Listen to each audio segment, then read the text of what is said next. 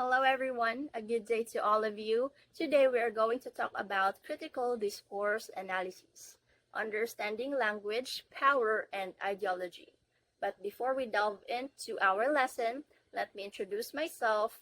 I am Isabella Beatriz L. De Claro, and together with me is Mr. Ferolino, Miss Gawan, Mr. Masambo, Miss Palanog, Mr. Presas, Miss Wico, and Mr. Villaflor. And we are the group 2. And again, we will discuss about critical discourse analysis. When we say CDA, this is a way of studying language that looks at how words are used to shape our society.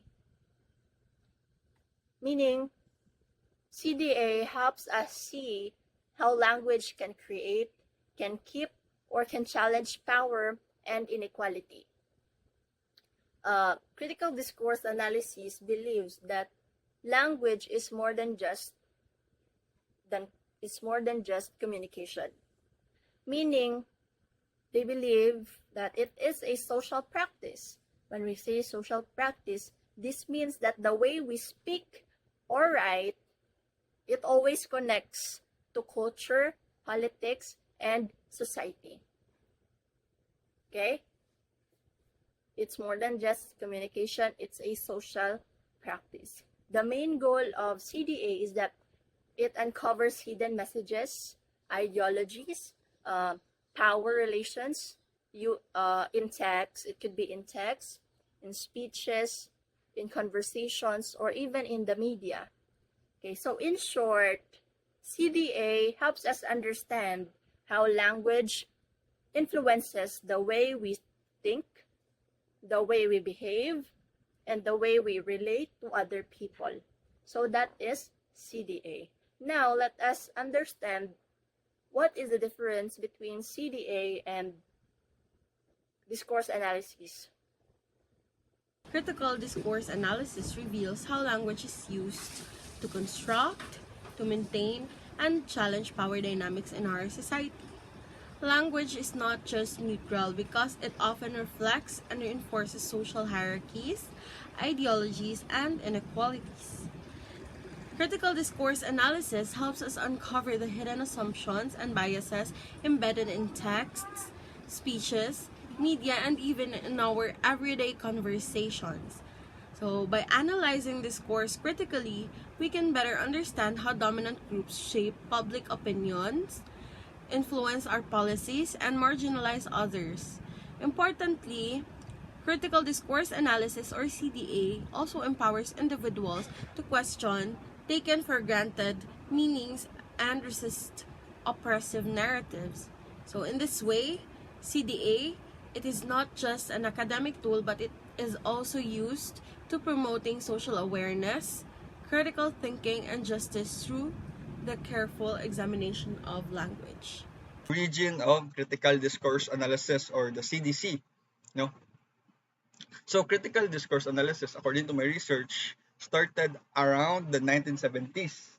Pero before that, there was already a field called critical linguistics, which look at how language reflects power on social issues. But later on, scholars felt that wasn't enough. They want to dig deeper.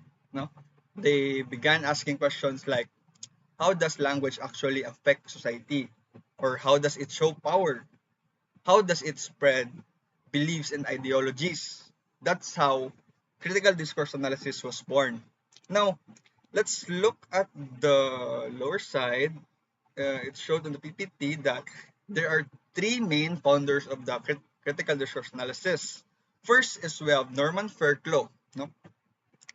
According to my research, Norman Fairclough is one of the most important figures in critical discourse analysis because Fairclough created a 3D model which studies language in three ways.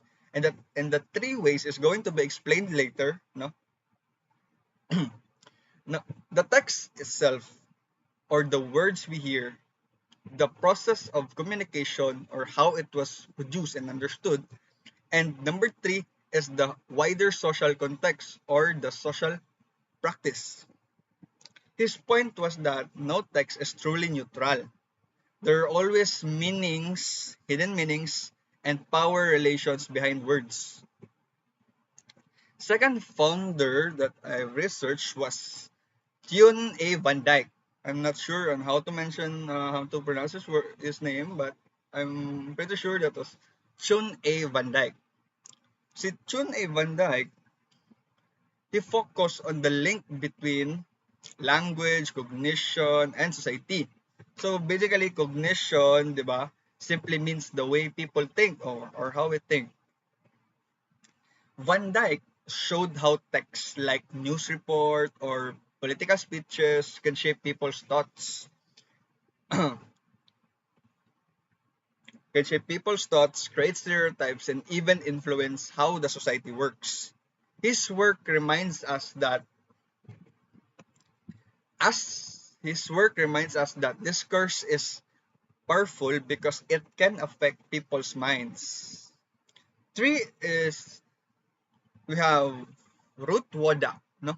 Si Ruth Wodak is a female. So, Ruth female.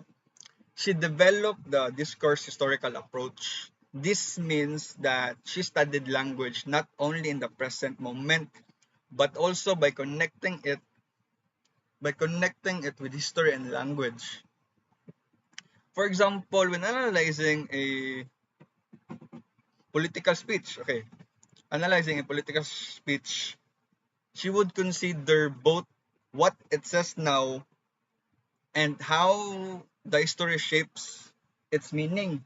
No, this made critical discourse analysis more complete and aware of the context. So to summarize the info that I given you earlier, the origin of the three main founders of the critical discourse analysis.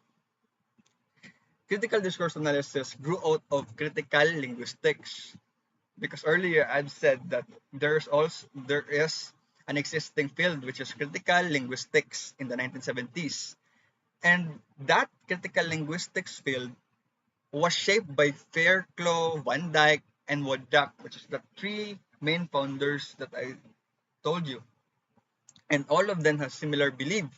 One thing is that they believe that language is never neutral. It always carries power, reflects ideologies, and deals with social issues. That is why critical discourse analysis today, no, is so important. Kasi it helps us see the text and speeches are not just simple words, but they are tools that can shape people's thinking or to influence, or it can even influence the society, how people think. Alright, so now we're on to Fairclough's 3D model. So Fairclough explains that every text can be studied into 3 levels. Okay, we have the text analysis, we have the discursive practice, and we have the social practice. Alright, so let's understand these 3 first before we analyze a speech. Okay, so let's start with text. When we say text, this is in the micro level. When we say micro, it means that it looks closely at the words or language used by the speaker or the writer. Meaning, we look at the vocabulary, what are the choice of words, we look at the grammar and the sentence structure. We also look at the style. Is it formal, informal? Is it persuasive? Is it emotional?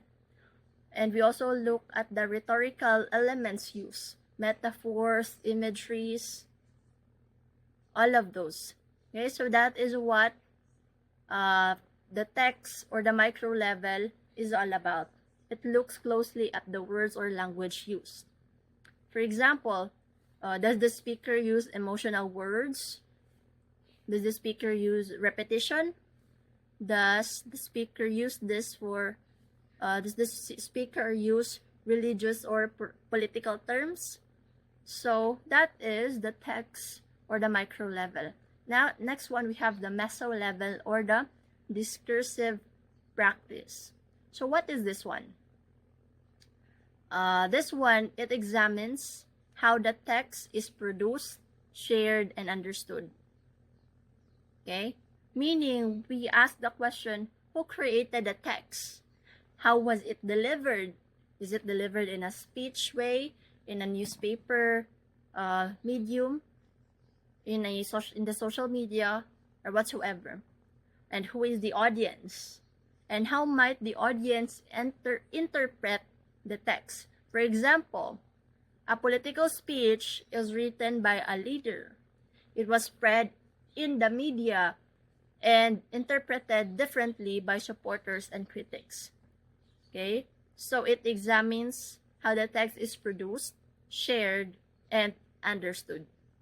And next one, we have the social practice. So as you can see in the illustration, it is the largest, the broadest one. So this social practice is the macro level, meaning it connects to the bigger picture. Okay? It connects the text to bigger social and cultural issues. We ask questions like, what ideologies are present?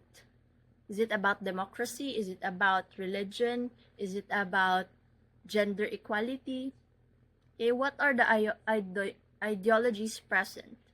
We also ask, how does it reflect or challenge power relations?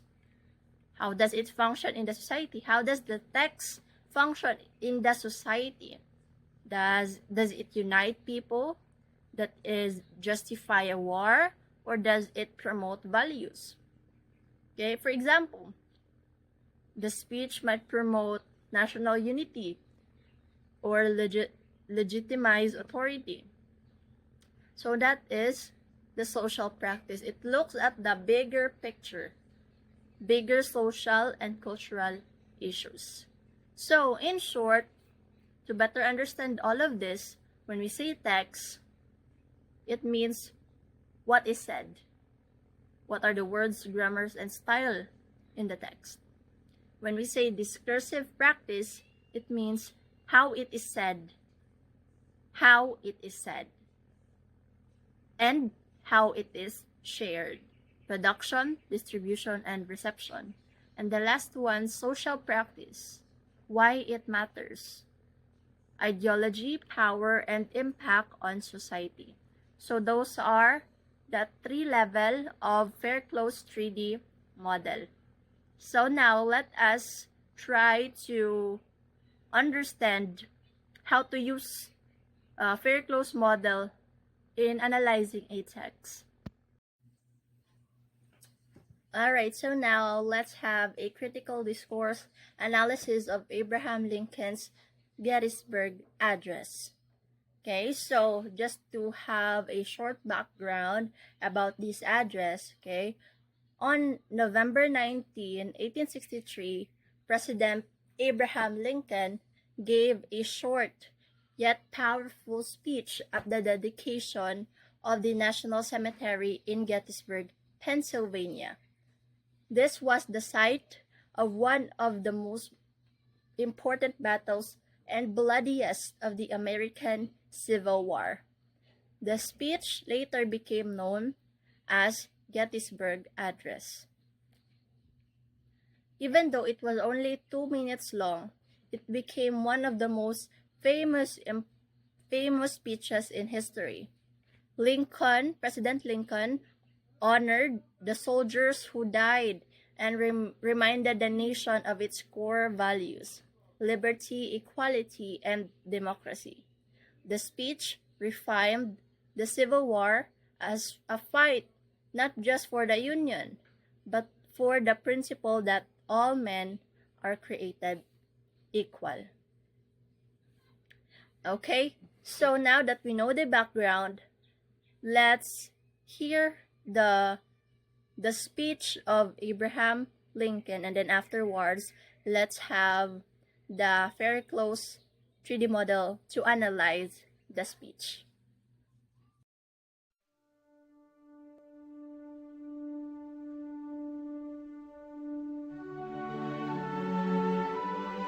"Fourscore and 7 years ago, our fathers brought forth on this continent a new nation, conceived in liberty and dedicated to the proposition that all men are created equal.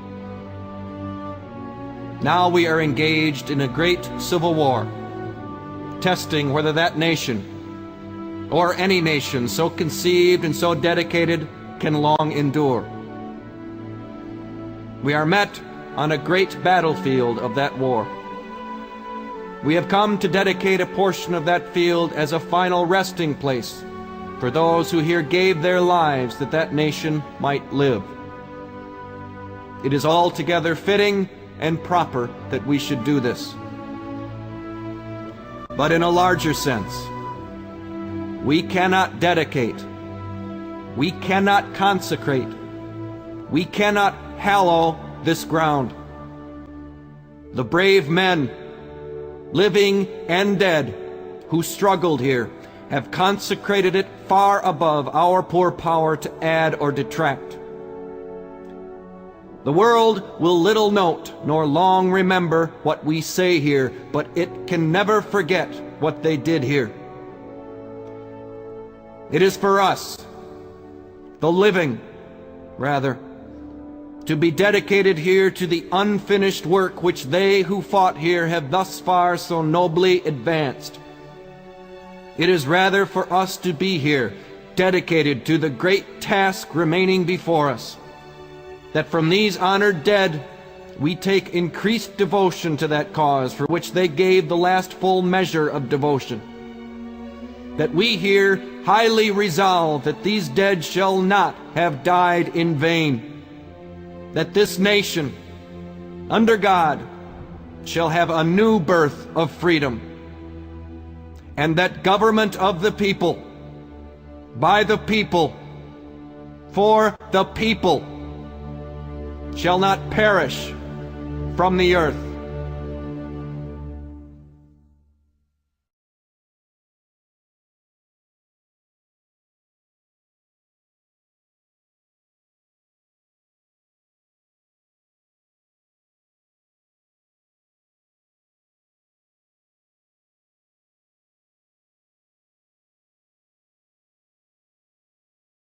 Let's first start with the micro level, which is the textual level or the textual analysis, understanding words, grammar, rhetoric, and imagery used in the sentence. So for us to better understand the textual level, the group 2 used a line-by-line analysis to the text or to the speech of Abraham Lincoln. Alright, so now let's first go to the first line. So this is the first line of President Abraham Lincoln. 407 years ago, our fathers brought forth on this continent a new nation, conceived in liberty and dedicated to the proposition that all men are created equal. In line 1, President Lincoln uses elevated vocabulary like the word conceived and proposition to give this speech a solemn tone. He also makes an allusion to the Declaration of Independence through the phrase, "All men are created equal." The pronoun, "our fathers," creates a sense of shared heritage, while the metaphor, "conceived in liberty," presents the nation as a child born of freedom. This opening line of President Abraham sets the foundation, reminding the audience that the Civil War is ultimately a test of the nation's founding ideals. President Abraham said, "Now we are engaged in a great civil war, testing whether the nation or any nation so conceived and so dedicated can long endure." In line 2, Lincoln shifts from the past, the line was from the past, to the present. He uses the word testing as a metaphor, showing that democracy itself is on trial. The repetition of "that nation" ties back to line 1, emphasizing continuity. Vocabulary such as engaged and endure highlights seriousness, portraying that the Civil War was a struggle for the nation's survival. Next one, we have the line 3. Lincoln said, "We are met on a great battlefield of that war." So what does line 3 mean? In this line, President Lincoln speaks more plainly and directly compared to the formal language in the line 1 and 2. He points out that they are gathered on an actual battlefield. Where they are standing is on the actual battlefield, bringing the speech back to the present moment and the real life where the lives were lost. So the word "we" is important because it makes the audience feel included and united in honoring the sacrifice made there. This line also acts as a bridge, meaning it connects the big ideas of freedom and survival from the first two lines to the real battlefield of Gettysburg, showing how those ideals were defended with real blood and sacrifice. We have come to dedicate a portion of that field as a final resting place for those who here gave their lives that that nation might live. Alright, so what does line 4 mean? So here, President Abraham Lincoln says that they are gathered to set aside part of the battlefield as a cemetery for the soldiers who died. Words like dedicate and resting place give the line a solemn and respectful feeling. He points out a powerful truth. The soldiers died so that the nation could live. Again, the soldiers died so that the nation could live. This shows how their sacrifice gave life and survival to the country. And this way, the battlefield is not just a land anymore. It has become a sacred ground. Gettysburg also became a sacred ground, a place that honors those who gave their lives for freedom and democracy. It is altogether fitting and proper that we should do this. President Abraham is saying that dedicating that cemetery is the right and most honorable thing to do. The phrase fitting and proper makes it sound formal and respectful, almost like the language used in ceremonies. The word should shows a sense of moral duty, that it isn't just appropriate but something they truly owe to the fallen soldiers. This line also works as a transition because in the coming line, no, he will move to explain that there is an even greater meaning and responsibility beyond the ceremony itself. But in a larger sense, we cannot dictate, we cannot consecrate, we cannot hallow this ground. So here in line 6, President Lincoln changes direction. He repeats the phrase, "we can not," 3 times to create rhythm and emphasis. This repetition highlights that their words are not enough compared to what the soldiers have already done. He also uses sacred words like consecrate and hallow, which give the battlefield a religious and holy meaning. By doing this, Lincoln suggests that the soldiers' sacrifice has already made the ground sacred beyond what any ceremony or speech can add. These lines show humility. Lincoln admits that speeches, no matter how well written, can never match the power of the soldiers' actions. The brave men, living and the dead, who struggled here have consecrated it, far above our poor power to add or detract. So, in this line, Lincoln says that it is not the living or the speakers who make the battlefield sacred. It is the bravery and the sacrifice of the soldiers, both the living and dead. He contrasts the brave men, with the audience and leaders, showing that the real honor belongs to the soldiers, not the people giving speeches. The phrase "ad" or detract is an example of antithesis. It shows that no matter what word are spoken, they cannot increase or reduce the honor already earned through sacrifice. This line continues the idea from line 6. True consecration of the battlefield does not come from words or ceremonies, but from the soldiers who struggled and sacrificed. The world will little note nor long remember what we say here, but it can never forget what they did here. Okay, so what does line 8 mean?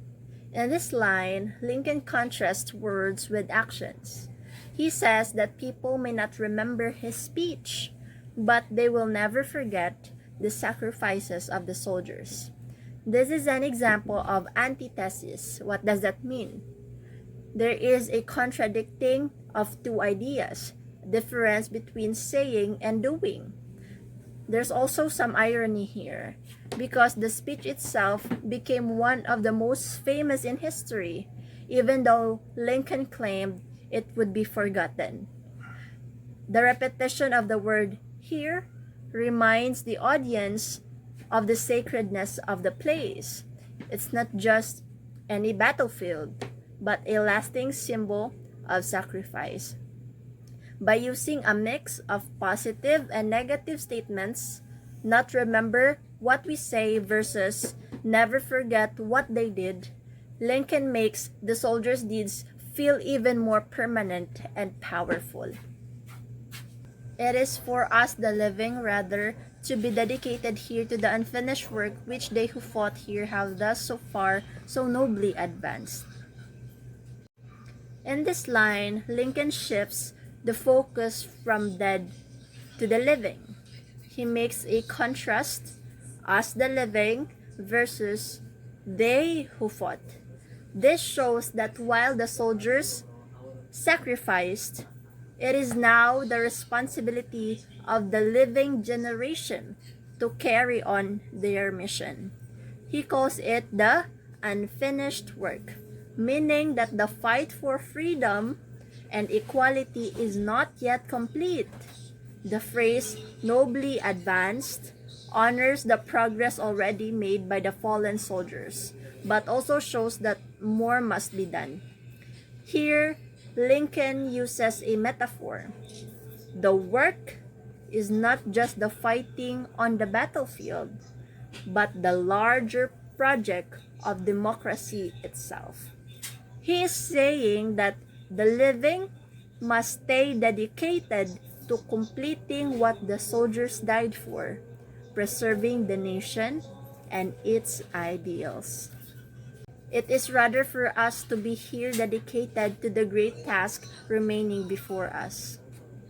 Lincoln continues to focus on the living generation. He repeats the word dedicated to emphasize the theme of responsibility and commitment. The phrase "great task" shows that the duty ahead is not only about finishing a war, but also about preserving democracy itself. By using this wording, Lincoln elevates the struggle into something larger and more meaningful than just a battle. This line also connects directly to the unfinished work from the previous line, keeping the speech cohesive.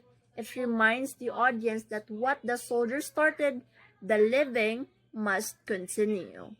Okay, let's read this speech of Lincoln. That from this honored dead we take increased devotion to that cause for which they give the last full measure of devotion. So good afternoon everyone. My name is Ranjit Bimasambo. I'm going to read the line 11 and disseminate it for you in in textual level micro, which contains a word, grammar, rhetoric, and imagery. So the line was that from this honor that we take increased devotion to that cause for which they give the last full measure of devotion. Inward, Lincoln mentioned that honor dead, and follow he say the last full measure of the devotion, arguing that the living is showing greatness and commitment towards the ideal of freedom and equality. Next is grammar. So the devotion is a repetition which adds the rhythm and emotion. He used also a passive voice to focus and highlight the sacrifices over the individual action. Next is rhetoric. Lincoln uses a parallelism, emotional appeal, and elevated wording to make the soldier death sound notable and inspiring. So the imagery of this line, we imagine that the soldier and their life is what's sacred or gift for the ideal of freedom, calling living to continue their mission. Next is that we here highly resolve that this dead shall not have died in vain.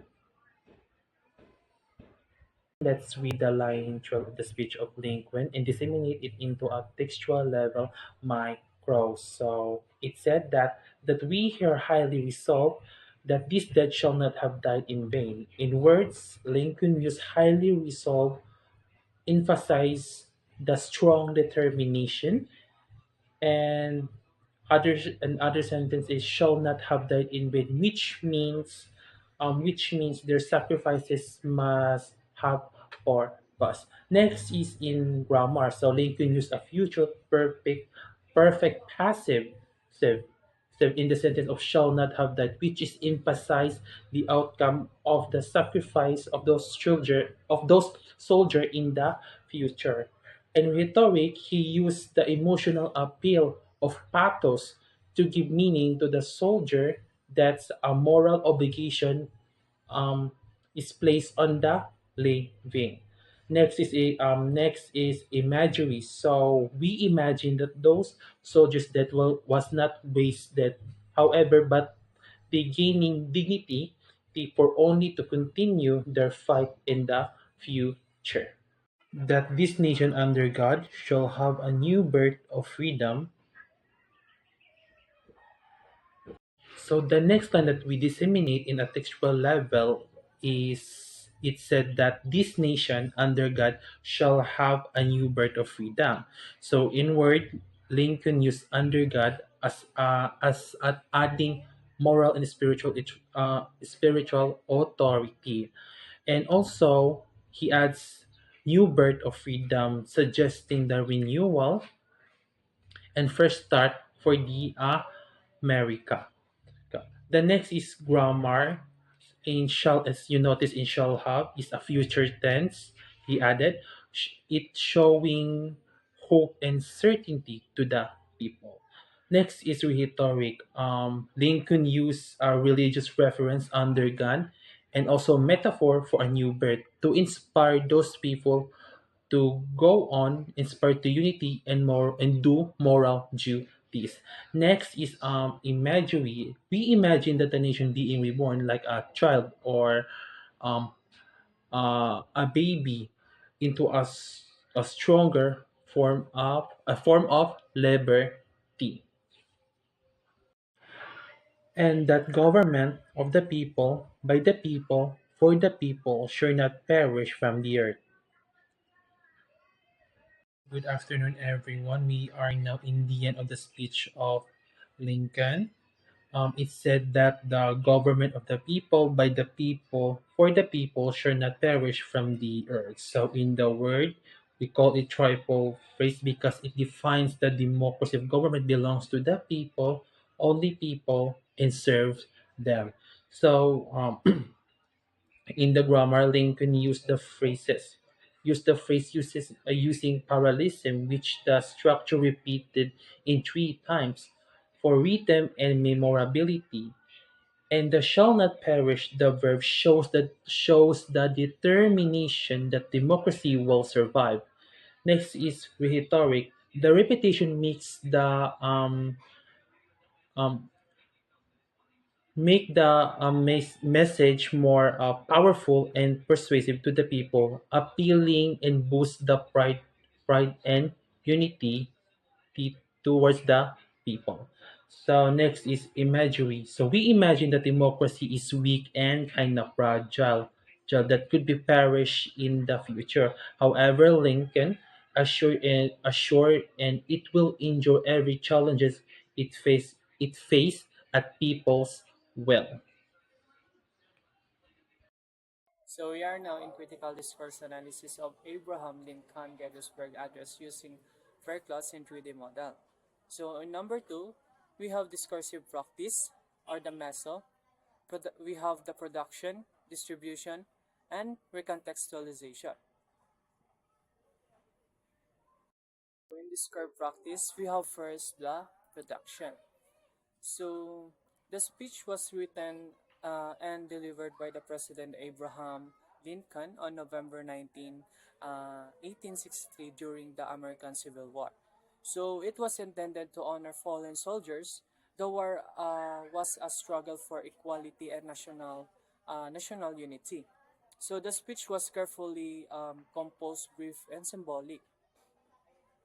So in historical context, uh, the Gettysburg Address was delivered by Abraham on November 19 in 1863, just like I said, at the dedication of a cemetery of the soldiers who died in the Battle of the Gettysburg.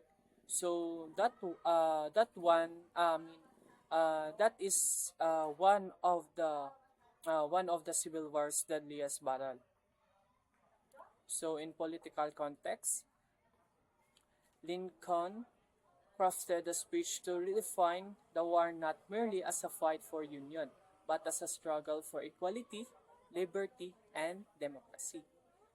So Lincoln used the speech to redefine the purpose of the war, not just to preserve the union, but to fight for equality, liberty, and democracy. So we have here the intertextuality. So echoes Thomas Jefferson's Declaration of Independence that all men are created equal. The speech also shown as intertextuality by echoing the Declaration of Independence, especially the idea that all men are created equal, linking the Civil War to the founding values of the United States. Also, Lincoln uses a religious language like consecrate, hallow, and under God. So to give the battlefield a sacred, almost spiritual meaning, it aligns the Union cause with divine purpose. So by drawing on funerary and sacred discourse, he honored the fallen while giving the war a moral and spiritual weight. Okay, so now we are still on the discursive practice, but our focus is now on the distribution. In Fairclough's model, distribution looks at how a text travels after it is produced, how it spreads, who gets access to it, and how it is reinterpreted in different contexts. Okay, so in the Gettysburg Address, the immediate delivery was that Lincoln first spoke it live in an audience of politicians, soldiers, and grieving families. In this first form, it was a solemn oral event. It was direct and emotional. The media circulation was that right after, the speech was reproduced by newspapers across the Union. Because there was no recording technology that time, what happened is that reporters tried to transcribe it, which led to a slight difference in wording depending on the newspaper. This shows how distribution can shape or alter a text as it spreads. On its national reach, the short length and poetic, memorable style helped it spread quickly. Citizens who had never been to Gettysburg could still receive the speech through print. Its long-term distribution or recontextualization is that the speech was later included in textbooks, commemorations, and political documents. Over time, it became canonized, treated almost like scripture in American civic life. Its distribution across schools, ceremonies, and archives helped fix it as a part of the national identity. To simply explain, in terms of distribution, Lincoln words did not stay in Gettysburg. First, they were heard by the live audience, then through newspaper. The speech spread across the country with some differences in wording. Because it was short and memorable, it circulated widely and was easy to preserve. Over time, through reprinting in textbooks and use in national ceremonies, the Gettysburg Address was distributed so broadly that it became a permanent part of American culture and democracy. Now we're on recontextualization. Recontextualization means taking words or a phrase from their original text and then using them again in a new situation with a new meaning. The words stay the same, but the way we understand and apply them can change depending on the time, place, and audience. The phrase we see in the slide is government of the people, by the people, for the people. This line was first spoken by Abraham Lincoln during the Civil War in his Gettysburg Address. At the moment in history, the meaning was very specific. It was meant to inspire unity and emphasize that democracy should survive despite the war dividing the country. Today, this phrase is no longer tied only to that speech or that war. It has been reused in modern debates about democracy, freedom, and equality all over the world. Politicians may use it in their speeches to show that they stand for the people. Activists quote it during protests or campaigns for human rights. It also repeated in schools, books, and media to explain the meaning of democracy. The phrase has grown far beyond its original moment. What was once about American civil wars has now become a universal slogan for democracy. So when we hear government of the people, by the people, for the people, today we don't think only in Lincoln's speech. Instead, we think of the general idea of democracy, the rights of citizens, and the belief that government should serve their people. Next. Hi everyone, my name is Nico, and today let's talk about the third level of workflows 3D model, which is the social practice level. No? So this level is about looking at the bigger picture, what Lincoln's speech means in society, or on how it connects to ideology, power relation, and function of his words. So basically, it answers what message was Lincoln trying to send to the people, or why was it more important at the time. No? So next slide, please. The first big idea was democratic idealism. Kasi Lincoln started his speech by reminding the people about the founding of the United States. He said sa speech niya that all men are created equal. By saying this, he's not just remembering the past. He is reminding everyone that the country was built on freedom and equality. This is important because the Civil War was a test of whether those democratic values could survive. Lincoln is telling that the people this war is not only about winning battles, but the truth is It's about protecting the nation's true ideals. It is about protecting the nation's true values, which is freedom and democracy. That's why democratic idealism was applied in the speech, and that was it. Next one is national unity and continuity. Wait lang, nag-record ba? Okay, recording. National unity and continuity. So, Lincoln shows that the Civil War is more than just a fight between sa North and South, because he connected it into the very beginning of the nation when he said sa part ng speech niya, now, we are engaged in a civil war, testing whether the nation or nations so conceived and so dedicated can long endure. Basically, he's telling the people that the war is about survival. Kasi if the Union falls apart, then the whole meaning of America, which is freedom and equality, will also collapse. So instead of seeing the war as only about land or politics, etc., Lincoln presented it as a struggle to keep the United States alive. In this way, he gives the war a larger and deeper purpose. Let's proceed to the third idea, which is the civil religion. If we look closely at his word choices, Lincoln uses the term that almost sound religious. Like for example, yung consecrate, hallow, or under God. No? Just by using this kind of sacred language, he made democracy sound like a holy duty in his speech.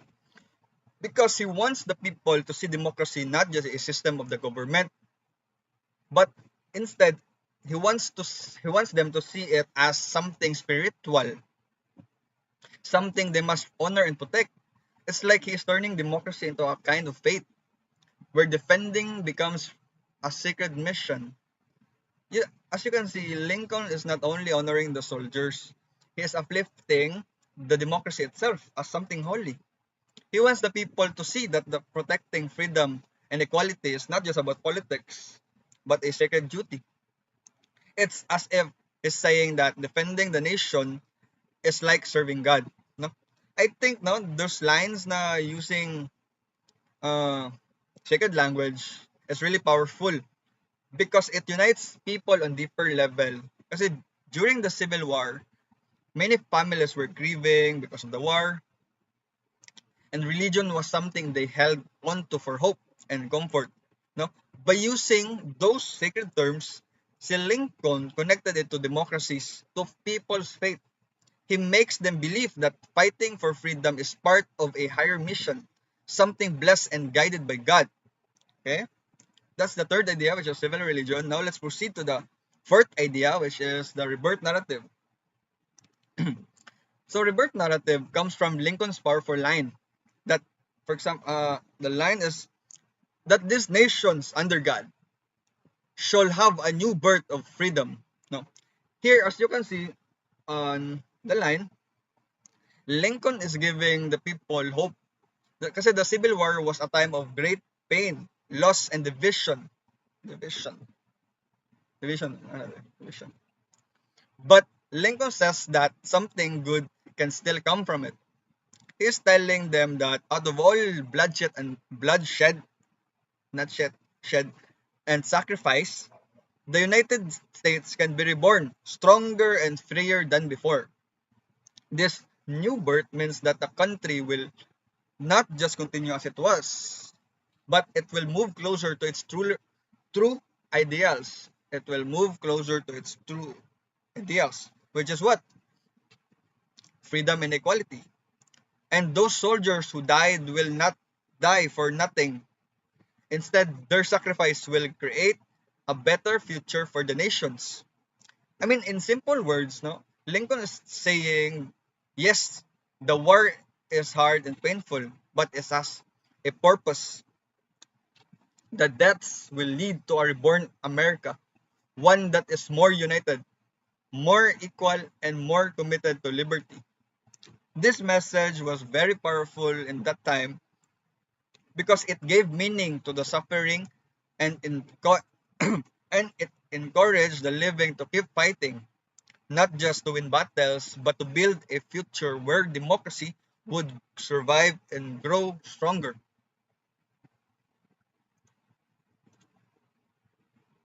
And for the next reporter, So let's talk about the power relations on Lincoln's Gettysburg Address. Okay? So we have here first Union hegemony. So in his speech, Lincoln only talked about the Union. He never even he never even said the word Confederacy, and this made the Union appear as the only true and rightful country. However, by leaving the Confederacy unnamed, it looked like it didn't even deserve recognition. Some wise in this way, the Union became the center of attention, the stronger side, and the only authority that mattered. In simple words, Lincoln made the Union look strong, rightful, and united, while the Confederacy looked weak and unimportant because it wasn't mentioned at all. And when we say Confederacy, this is the South which they separated from the US because they wanted slavery and they became the enemy of Lincoln's in the Union Civil War. Okay? And the second one is collective responsibility. So in his speech, Lincoln reminded people that the soldiers who died gave their lives for the nation. And he then said it is now the duty of the living to continue what the soldiers started. This means that all citizens, not just the army, but um, everyone had a role to play in keeping the country alive and protecting its freedom.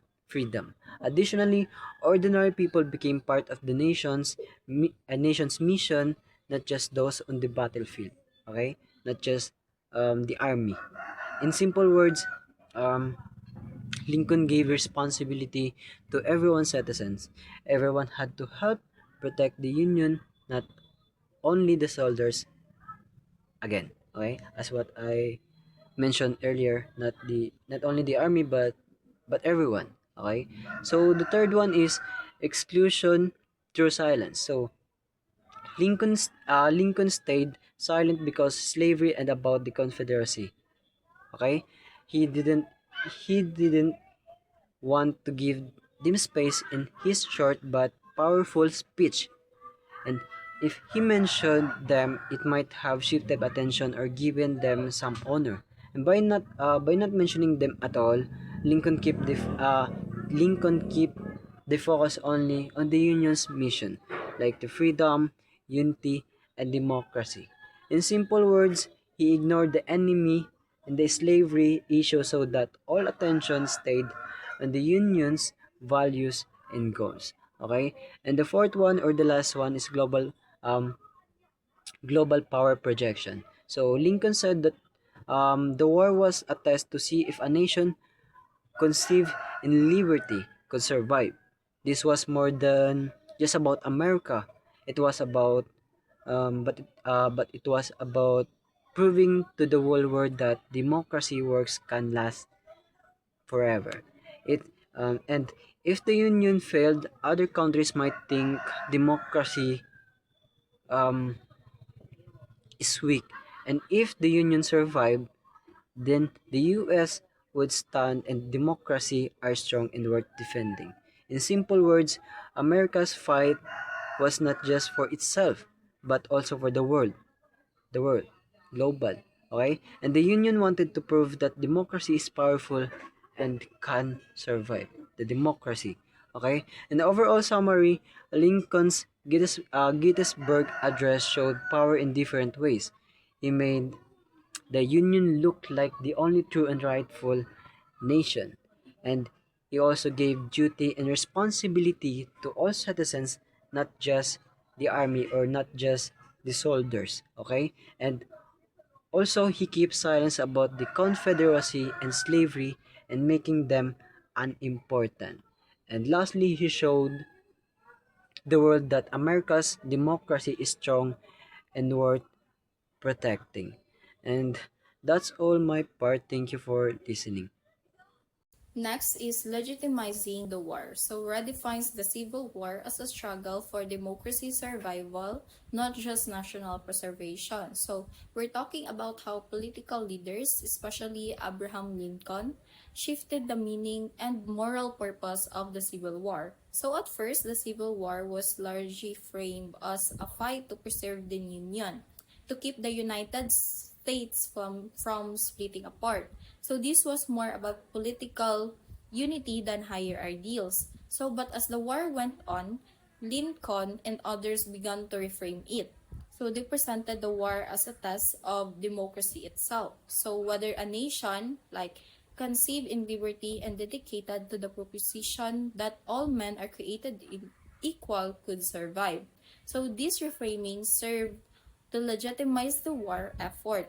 So it gave moral weight to the sacrifices being made by soldiers and civilians. So now, the war wasn't just about keeping states together. So it was about providing that democratic government could endure, even under severe internal conflict. So it also helped justify policies like emancipation, like ending slavery, as central to nations' democratic ideals, not just military strategy. Next is memorializing sacrifices. So, sacralizes the dead soldiers, giving meaning to their deaths as part of a larger democratic project. So we're talking about how speeches like Lincoln's Gettysburg Address transform individual loss into collective purpose. So the soldiers who died at Gettysburg and in the Civil War overall did not die in vain. So their deaths were given sacrifice not just as casualties of battle, but as holy offerings for the survival and renewal of democracy.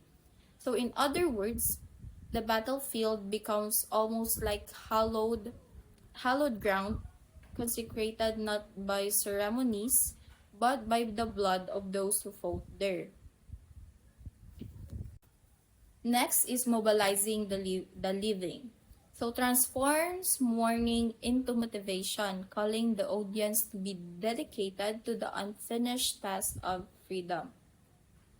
So instead of letting the nation sink into sorrow over the massive loss of life, Lincoln urges the living to take up the cause for which the fallen gave the last full of measure of devotion.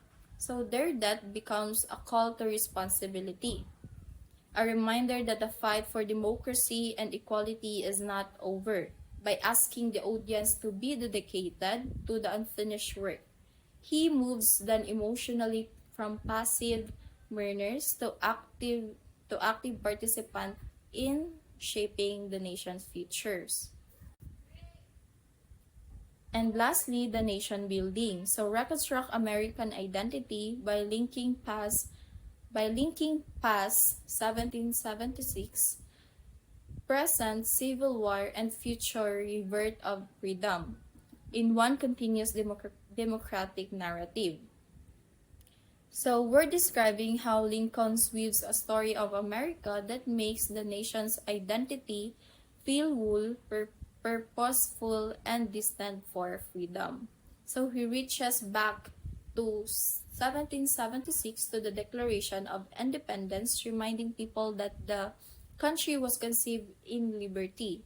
So he connects that founding ideal to the present crisis of the Civil War, framing it as a test of whether those principles can endure under the greatest strain. So finally, he looks forward, envisioning a new birth of freedom, a future where democracy is stronger and more inclusive. So in conclusion, critical discourse analysis is a vital tool because it shows how language is never neutral. So it reveals how words are used not only to communicate but also to exercise power, shape beliefs, and influence social structures. So through CDA, We can uncover the hidden ways that political speeches, media reports, educational texts, and everyday conversation legitimize authority, challenge inequality, and construct collective identities. By connecting language, power, and society, CDA helps us see how discourse both reflects and transforms the world we live in. So making it essential for understanding how ideas become action and how societies evolve through the power of words. So CDA encourages us to question every discourse we encounter, like who benefits from this way of talking, what ideologies are hidden within it, or how does it shape the way society thinks, acts, and organize power. So by asking these questions, we become more critical, informed participants in society, aware of how language can be used to include, exclude, legitimize, or resist.